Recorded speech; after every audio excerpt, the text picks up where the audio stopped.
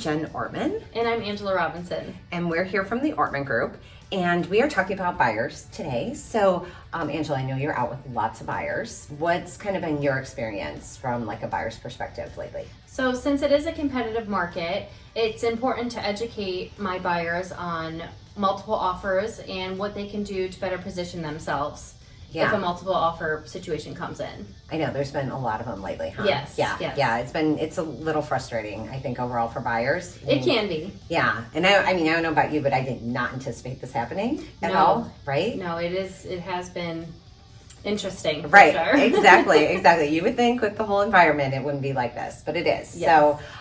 So when we have multiple offers and especially good houses, everyone kind of jumps on them, right? Yes. So what's one of the tactics that you've taken that you think has really been effective when you're out there? So one of the tactics that my clients and I have taken is my clients will write a personal letter to the seller and tell them a little bit about themselves personally, and even some people will put a picture. Yeah. So very cute. Yeah, definitely. So and that can also be very beneficial to put you in a position where the sellers like you, right? Yes, exactly. Hopefully. Yeah, depending on how the letter. And I think one of the other things too, that's kind of like the emotional tug, right? That's in these are houses, so there are a lot of emotional tugs. And then when you go to the financial side, I don't know if you've been seeing this, but I know on my end, I've been trying to do kind of like an escalation clause, which, is for people out there who probably haven't heard of it. Basically, we come in at a full price offer and not knowing if other people are going to come in higher, which a lot of times they do, but sometimes they don't. Then we will offer $1,000 over the highest offer, not to exceed a certain number. I don't know if you've done that, if you've had any success with that as well. Yes, I have. Yeah. And two, with earnest money, another good point too. We ask the buyers to put down more earnest money because they get that back at closing. So that's, no skin off their back. Right. And it shows that they're super strong buyers, yes. right? Yeah, if they have a lot of cash to put down. Right. And then obviously if someone has a pre-approval is a must, right? Even a pre-qualification, the further they get along in that process, the more they can show.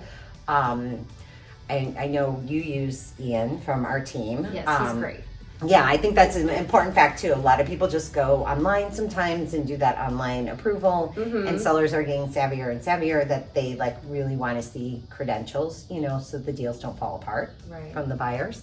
I think the other thing that we've been looking at, or at least from my standpoint of looking at, would be money down, which I don't know about you, but how are do your buyers typically have a lot of money down or not really? I think it's split. Some do and some don't. It just depends on the situation. And then, everything going on in the world right now has changed things too. Yeah, absolutely. And making sure, I don't know about you, but I've also seen where sellers are asking for background on buyers, like how solid their jobs aren't, which is sometimes frustrating, not necessarily their business, but the sellers are kind of in that position. So I'm sure you're educating your buyers on all this before you go out, right? Yes, exactly. It's really important to have kind of a buyer's consultation right in the beginning and to set that stage, especially when you are looking in a hot market.